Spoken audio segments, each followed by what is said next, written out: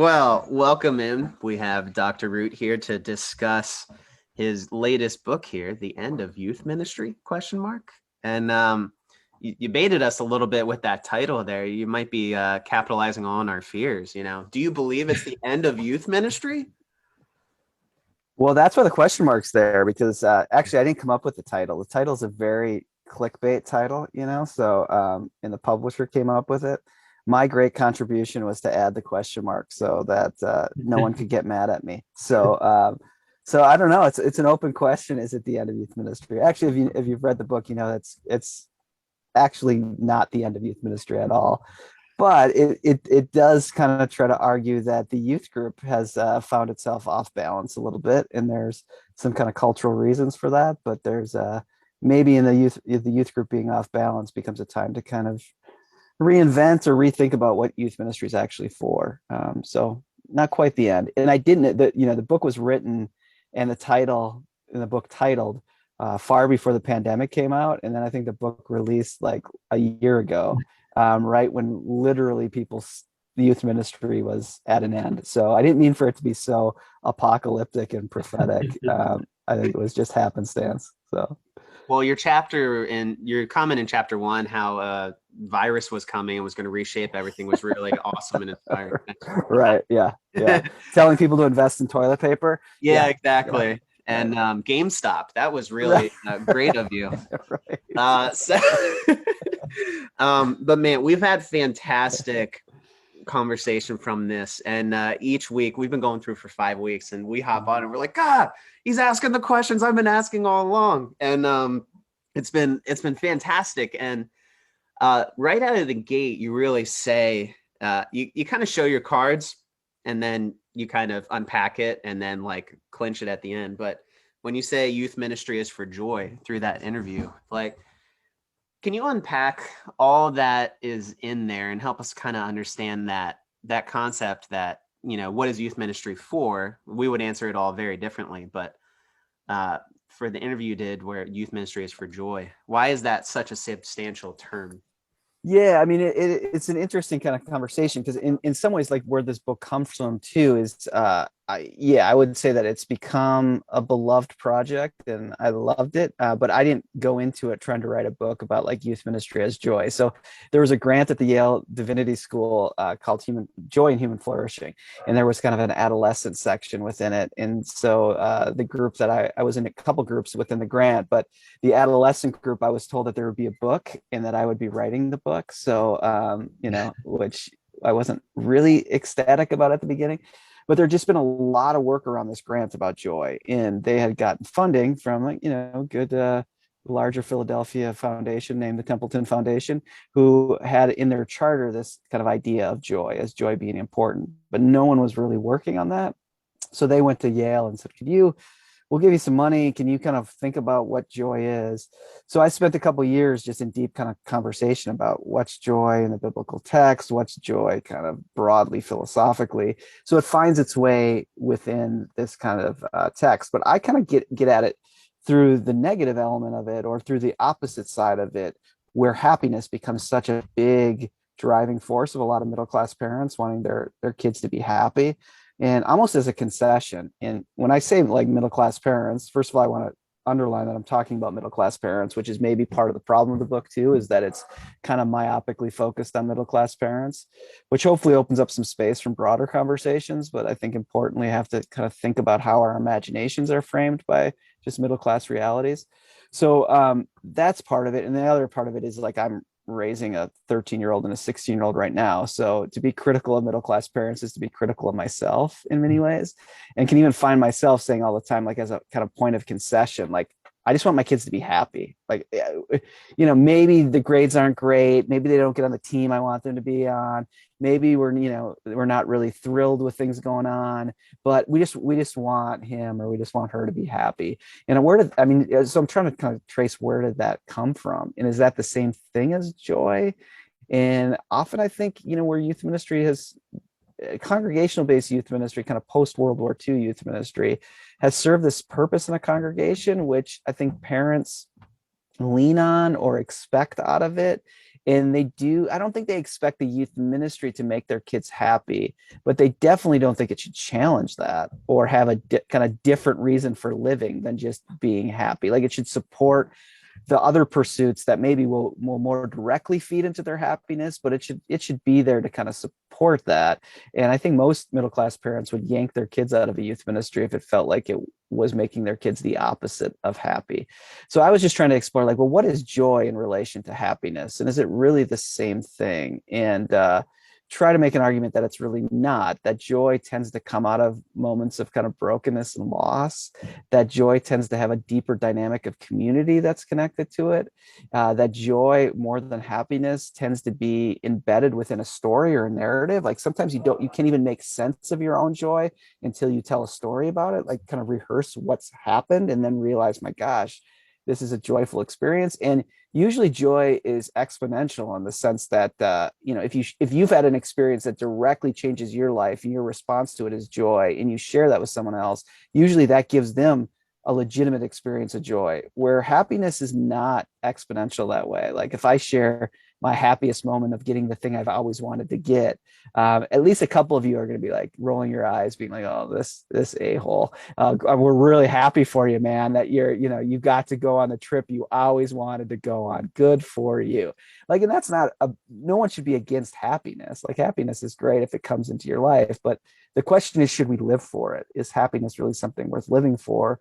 And joy is an experience we get when we're living for something bigger than that, when we're connected to something, to talk like a 4-year-old, that's gooder. That's there's a kind of gooder thing out there that we're directed towards. So yeah, in a roundabout kind of mouthful way, it's like thinking of, well, instead of youth ministry being something that like I don't know, like supports kids' pursuits of being happy, what if it's something that actually takes them on a journey to discover what's good and to be near what's good and to wrestle with what's good, which should then have a kind of tangible sense of joy to it. I don't know, Johnny, that's a long answer to your question. Well, he kind of asked you, what is your book about? So yeah, right. Yeah. And that portion where you talk about happiness and joy, kind of like you described there, it is a light bulb moment. Even the fact of, if I talk about, I bought this sweet 2002 Jeep Wrangler with my stimulus check, you guys are going to be like, dang, I should have done that. You know what I mean? Like, there is that sense of happiness and joy. Like sometimes it invokes jealousy, but when it's joy, not so much. And I love that. And the one part, I minister in a very middle class, probably upper middle class, honestly, suburb. And I just feel like you nailed it. Like the book is about, my parents. And since I'm a parent, whether I want to admit it or not, it's about me too. And the idea, the portion where you're talking about parents trying to help their kid discover their thing, and then you load it with activity. Can you unpack that for a second? Just that pressure for parents to like discover that innate thing in their child that they must push all of their time and resources towards.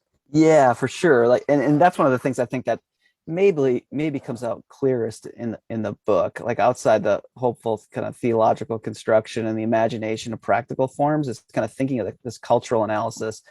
So yeah, I mean, one of the other road I want to kind of run with this book too is to be critical of the way this kind of middle class good life has kind of corrupted our imaginations, but also then not beating up on middle class parents for it. You know what I mean? Like it's really easy, I think, in youth ministry or just in the larger culture to be like, oh, parents are so stupid, or they're misdirected, or they don't know what they're doing. And I don't think that's always fair. I mean, I think that people are trying to find a way to live well.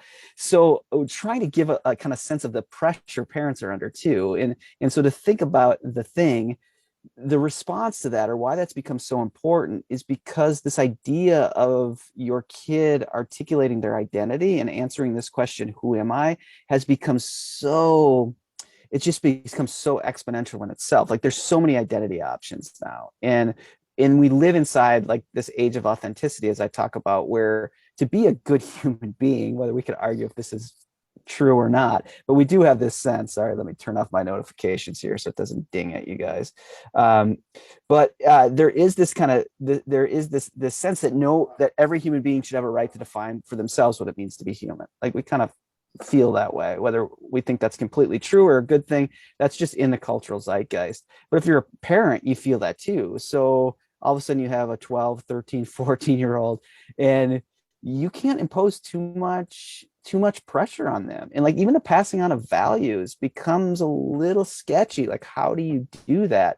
And so you just kind of, to be a good parent, again, we'll put that in quotes, maybe good parent, is you just have to let whatever bubbles up in your kid bubble up. Now, I don't really believe this actually, but this is the kind of in the cultural air. And so that's a ton of pressure. Like, what do you do? How do you manage that? Like, maybe your 13-year-old goes to her room, maybe she watches 6 YouTube videos, but at some point she's going to come out of her room and say, this is me, this is who I am. And you have to somehow accept that. So one of the ways you can maybe get inside of the decision-making process of how they'll understand who I am, is not like directly imposing values, but it is getting them involved in activities. So the thing becomes this way for the parent to journey with their child as they try to discover who they are. And so when I talk to these parents, and I don't want anyone to confuse the book for like a deep social scientific research, like I had long conversations with 3 sets of parents. So I think of it more of like when a screenwriter does a drive along with a cop to write a new Denzel movie. It's more like that than like a scientific, like, peer reviewed kind of thing. But it was interesting that these 3 families were from 3 very different kind of religious commitments, very conservative evangelical to very kind of lukewarm mainline to never go to church, haven't been to a church since they were married kind of people. They all really said like helping their kid find their thing is really important, that they just got to find their thing. And it was really clear that that had a moral sense to it, that if their kids were ever going to live a good life, they needed to know who they were. And basketball or volleyball or just test prep and getting a good test score, or, like choirs and musical instruments, all of those things would provide a kind of value and direct articulation of who their kid is, but also set them up to live a happy future. And that the youth group was way down that list. Like if you were going to put it in a ranked system, like the youth group was down at like 15 or 20. And not that it wasn't important to these parents. They still thought it was important. They still thought it was a good thing for their kids to be involved in. But when there was a conflict with volleyball tryouts, it wasn't even something to think about. It was just really clear that you go to volleyball tryouts, or that's just what we do here. So that thing is really important because of how identity becomes such an open question. And it also then, my big takeaway I hope for people have from the book is that the temptation as a youth worker then is to think, how do I make my youth group or just my youth ministry in general a kind of thing that can compete with all the other buffet of things that middle-class parents are getting their kids involved in? How can we do that? And that's a deep temptation. And I think it's a losing proposition. I just don't think there's any way to do it. I think you will bloody your forehead, beating it against the wall on why these decisions are made. And so, in some sense, you can't not have your youth group or your youth ministry be something that people participate in some ways, but we so often are competing against other things that I just wonder if there's another element, there's another way of thinking about what the youth ministry does than trying to compete with it, getting up that scale. And to do that, I tried to unpack really what identity is. And I don't really think, as you get to the second half of the book, that identity is an internally constructed reality. I don't think anyone kind of sits by themselves and thinks like, who am I? Oh, this is who I am. And then asserts that. And even if they did, once they say, well, this is who I am, and they in some sense broadcast that or perform that, which we all have to at one level, you immediately get feedback. So then you start to find yourself in a dialogue, in a discussion. So to me, identity is always a discourse. You're always in conversation with somebody outside of you that helps you inform you on who you are. And it even goes a step further that to have an identity, you need a story, and you need a story that connects you to the good, or gives you a way of articulating what's good. And so, you think about this in like relation to movies, like, I don't know if you like watch kind of sad independent films, but like when someone has a crisis happen in that, like, they come home from work and their spouse has left them, or their partner who they've had for years has left them, and then there's a note that says, I've been having an affair for 6 years. The person who goes through that will be like, they'll go through an identity crisis. And it'll sometimes even say, when it's not even in a movie, when it's in real life, people will be like, I don't even know who I am anymore. I don't even, who am I? And that, it's weird because they didn't even do anything. Like, they didn't have the moral violation. They didn't break the relationship, but yet they themselves feel like they're thrust into not knowing who they are, because they lose the story that connects their life into what's good. And they're like, the story they had of who they were all gets dissolved by this other person's decision.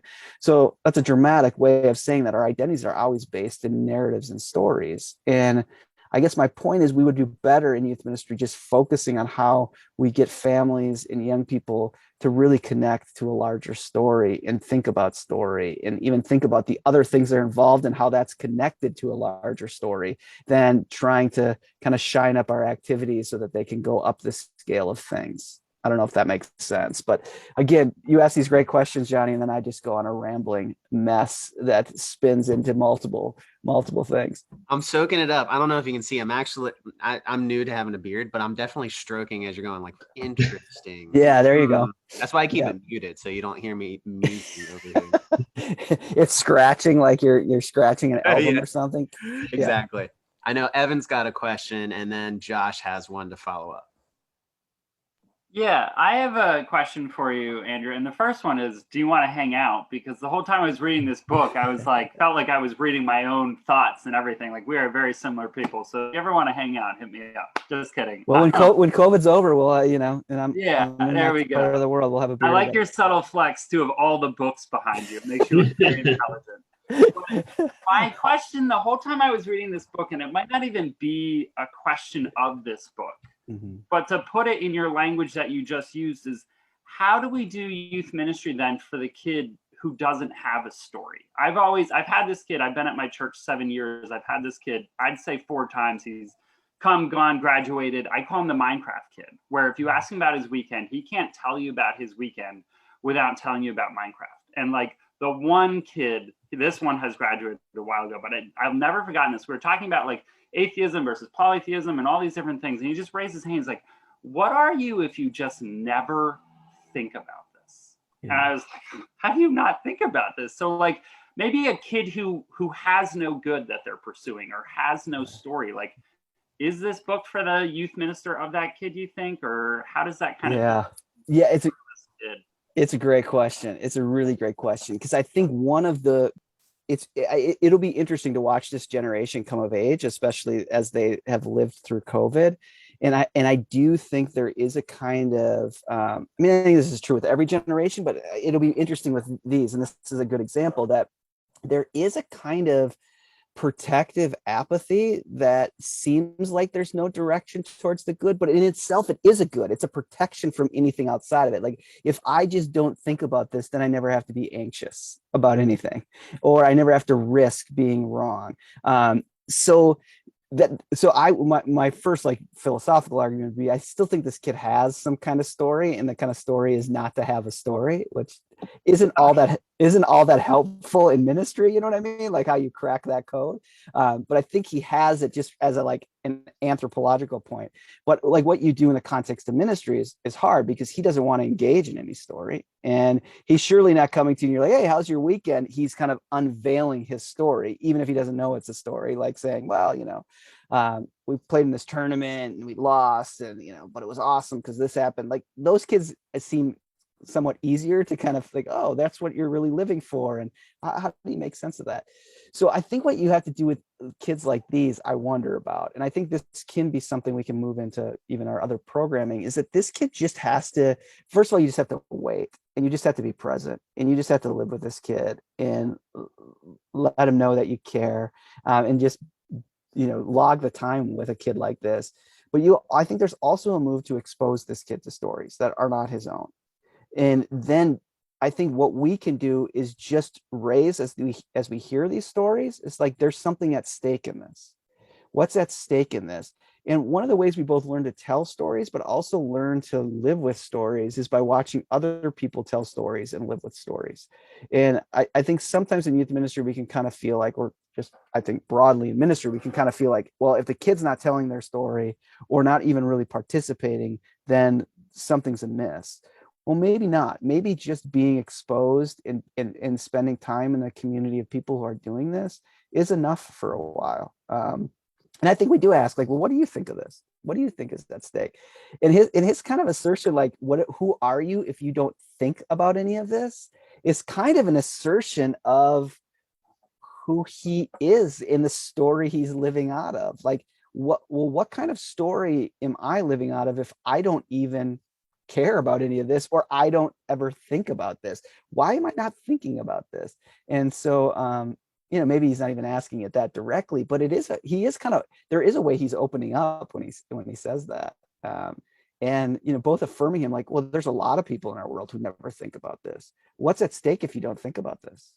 What, is life at its fullest if you don't think about this? And they're just really interesting. I think part of it is then we have to journey to kind of find these stories. And, there's plenty of memoirs out there that kind of jump out, like Julian Barnes, who is someone who doesn't believe in God anymore, but really wishes that he could believe in God. And someone who's like, like the not thinking about it didn't fuse his life with much meaning. And so trying to find meaning becomes a journey for him. So some of it is just kind of the patience of waiting. But I think you're really right and onto something, that there is a certain kind of spirit of apathy that is its own kind of non-storied story, its own kind of identity. It'll be really interesting to see post-COVID. I'm kind of living with a 16-year-old like that, so I totally get that. Josh, we'll turn it to you. Might be our last. I'm guessing Bethel University.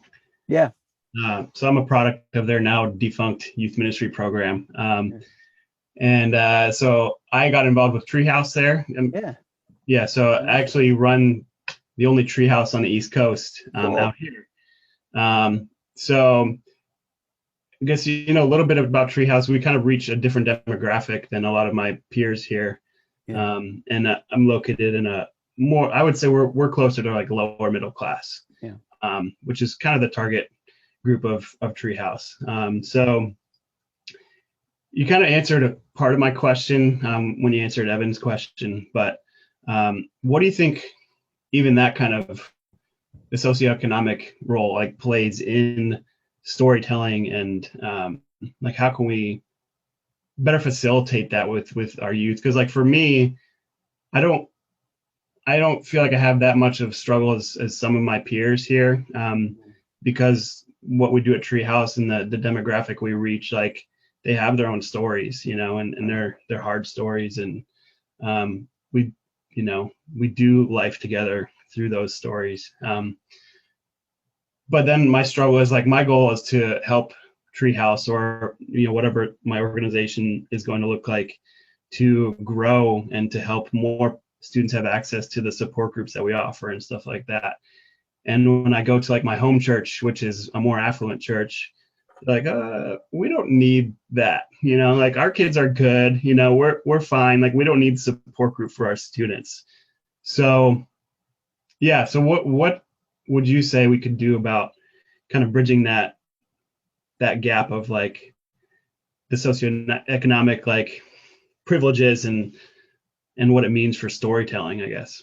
Yeah, those are great questions. First of all, I can't say I know a ton about Treehouse, but the small world is my wife grew up with the founders of Treehouse awesome. In the Twin Cities. So it's a small world. And I've done some trainings with them years back. So as much as I know about them, great respect for them. So I hope one of the benefits of this book is to kind of clear space for ministries like Treehouse, because I think ministries like those that are doing really good work often just they just live in the shadow of these other big youth ministries, and